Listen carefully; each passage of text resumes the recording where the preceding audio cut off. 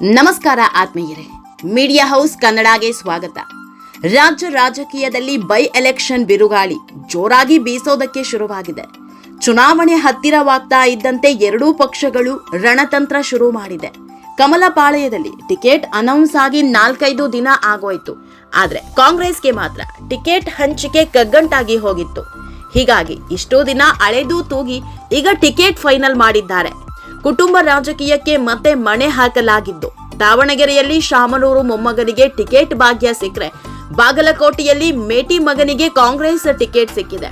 ಇದೇ ಈಗ ಮತ್ತೊಂದು ಸುತ್ತಿನ ಜಂಗಿ ಕುಸ್ತಿಗೆ ವೇದಿಕೆ ಮಾಡಿಕೊಟ್ಟಿದೆ. ಆತ್ಮೀಯರೇ, ಬೈ ಎಲೆಕ್ಷನ್ ಅನ್ನೋದು ಕಾಂಗ್ರೆಸ್ ಪಾಲಿಗೆ ಅಗ್ನಿ ಪರೀಕ್ಷೆಯಾಗಿ ಮಾರ್ಪಟ್ಟಿದೆ. ಯಾಕಂದ್ರೆ ಎರಡೂ ಕ್ಷೇತ್ರದಲ್ಲಿ ಇದ್ದಿದ್ದು ಕಾಂಗ್ರೆಸ್ ನಾಯಕರೇ, ಜೊತೆಗೆ ಸರ್ಕಾರ ಇರೋದು ಕೂಡ ಕಾಂಗ್ರೆಸ್. ಹೀಗಾಗಿ ಎರಡೂ ಕ್ಷೇತ್ರವನ್ನ ಗೆಲ್ಲಲೇಬೇಕು ಅನ್ನೋ ಜಿದ್ದಿಗೆ ಬಿದ್ದಿದೆ. ಇದೇ ಕಾರಣಕ್ಕೆ ಇಷ್ಟು ದಿನ ಅಳೆದು ತೂಗಿ ಈಗ ಟಿಕೆಟ್ ಹಂಚಿಕೆ ಮಾಡಿದ್ದಾರೆ. ದಾವಣಗೆರೆ ದಕ್ಷಿಣ ಕ್ಷೇತ್ರಕ್ಕೆ ಸಮರ್ಥರನ್ನ ಆಯ್ಕೆ ಮಾಡಿದ್ರೆ ಬಾಗಲಕೋಟೆಯಿಂದ ಉಮೇಶ್ ಮೇಟಿಗೆ ಮಣೆ ಹಾಕಿದ್ದಾರೆ. ಕಾಂಗ್ರೆಸ್ ಅಭ್ಯರ್ಥಿ ಆಯ್ಕೆ ಆಗಿರೋದ್ರಿಂದ ಸಮರ್ಥ ಮಲ್ಲಿಕಾರ್ಜುನ್ ಹಾಗೂ ಬಿಜೆಪಿ ಅಭ್ಯರ್ಥಿ ಶ್ರೀನಿವಾಸ ದಾಸಕರಿಯಪ್ಪ ಮಧ್ಯೆ ಜಿದ್ದಾಜಿದ್ದು ಶುರುವಾಗಿದೆ. ಚುನಾವಣೆಗೆ ಘೋಷಣೆಯಾದ ದಿನದಿಂದಲೂ ದಾವಣಗೆರೆಯಲ್ಲಿ ಮುಸ್ಲಿಂ ಮುಖಂಡರು ಸಿಡಿದೆದ್ದಿದ್ರು. ಈ ಬಾರಿ ನಮಗೆ ಟಿಕೆಟ್ ಕೊಡಬೇಕು ಅಂತ ಪಟ್ಟು ಹಿಡಿದಿದ್ರು. ಸಚಿವ ಜಮೀರ್ ಕೂಡ ಇನ್ನಿಲ್ಲದ ಲಾಬಿ ಮಾಡಿದ್ರು. ಆದ್ರೆ ಕೊನೆ ಕ್ಷಣದಲ್ಲಿ ಟಿಕೆಟ್ ಕೈ ತಪ್ಪಿದೆ. ಹೀಗಾಗಿ ಕಾಂಗ್ರೆಸ್ನಲ್ಲಿ ಬಂಡಾಯದ ಬಿರುಗಾಳಿ ಎದ್ದಿದೆ. ಬಂಡಾಯ ಅಭ್ಯರ್ಥಿಯಾಗಿ ಸ್ಪರ್ಧೆ ಮಾಡೋದಕ್ಕೆ ಮುಸ್ಲಿಂ ಮುಖಂಡ ಸಾದಿಕ್ ಪೈಲ್ವಾನ್ ಮುಂದಾಗಿದ್ದಾರೆ. ಇನ್ನು ಬಾಗಲಕೋಟೆಯಲ್ಲೂ ಟಿಕೆಟ್ ಹಂಚಿಕೆ ಕಾಂಗ್ರೆಸ್ಗೆ ತಲೆನೋವಾಗಿತ್ತು. ನಮ್ಮ ಕುಟುಂಬಕ್ಕೆ ಟಿಕೆಟ್ ನೀಡಬೇಕು ಅಂತ HY ಮೇಟಿ ಮಕ್ಕಳು ಪಟ್ಟು ಹಿಡಿದಿದ್ರು.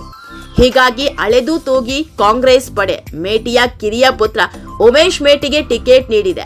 ಹೀಗಾಗಿ ಬಿಜೆಪಿ ಅಭ್ಯರ್ಥಿ ವೀರಣ್ಣ ಚರಂತಿಮಠ ವಿರುದ್ಧ ಉಮೇಶ್ ಮೇಟಿ ಸೆಣಸಾಡಲಿದ್ದಾರೆ. ಯಾವಾಗ ಕಾಂಗ್ರೆಸ್ ಟಿಕೆಟ್ ಘೋಷಣೆಯಾಯಿತು, ಉಮೇಶ್ ಮೇಟಿ ಬೆಂಬಲಿಗರು ಫುಲ್ ಖುಷಾಗಿದ್ದಾರೆ. ತಮ್ಮ ನೆಚ್ಚಿನ ನಾಯಕ ಗೆಲ್ಲಬೇಕು ಅಂತ ಕಿಲ್ಲಾಕೊತ್ತಲೇಶ ದೇವಸ್ಥಾನದಲ್ಲಿ ಹೋಮ ಹವನ ನಡೆಸಿದ್ದಾರೆ. ಈ ವೇಳೆ ಉಮೇಶ್ ಮೇಟಿ ಕೂಡ ಭಾಗಿಯಾಗಿ ಪೂರ್ಣಾಹುತಿ ಹೋಮ ನೆರವೇರಿಸಿದ್ರು. ಇನ್ನು ಇಷ್ಟು ದಿನ ಬಂಡಾಯದ ಮುನ್ಸೂಚನೆ ನೀಡ್ತಾ ಇದ್ದ ಮೇಟಿ ಪುತ್ರಿ ಮಹಾದೇವಿ ಮೇಟಿ ಈಗ ತಣ್ಣಗಾಗಿದ್ದಾರೆ. ನಮ್ಮ ಅಣ್ಣನ ಪರ ನಾನೇ ಪ್ರಚಾರ ಮಾಡ್ತೀನಿ ಅಂದಿದ್ದಾರೆ. ಆದ್ರೆ ದಾವಣಗೆರೆಯಲ್ಲಿ ಮುಸ್ಲಿಂ ನಾಯಕರು ಸಿಡಿದೇಳೋ ಮುನ್ಸೂಚನೆ ನೀಡ್ತಾ ಇದ್ದು ಉರಿಯೋ ಬೆಂಕಿಯನ್ನ ಹೇಗೆ ಆರಿಸ್ತಾರೆ ಅನ್ನೋದನ್ನ ಕಾದ್ ನೋಡ್ಬೇಕಿದೆ. ಆತ್ಮೀಯರೇ, ಈ ವಿಡಿಯೋ ನಿಮಗೆ ಇಷ್ಟವಾದಲ್ಲಿ ಲೈಕ್ ಮಾಡಿ, ಶೇರ್ ಮಾಡಿ, ಕಾಮೆಂಟ್ ಮಾಡಿ. ಇನ್ನೂ ನಮ್ಮ ಚಾನೆಲ್ನ ಸಬ್ಸ್ಕ್ರೈಬ್ ಮಾಡಿಲ್ಲ ಅಂದ್ರೆ ಮಿಸ್ ಮಾಡಬೇಡಿ, ಈಗಲೇ ಸಬ್ಸ್ಕ್ರೈಬ್ ಮಾಡಿ.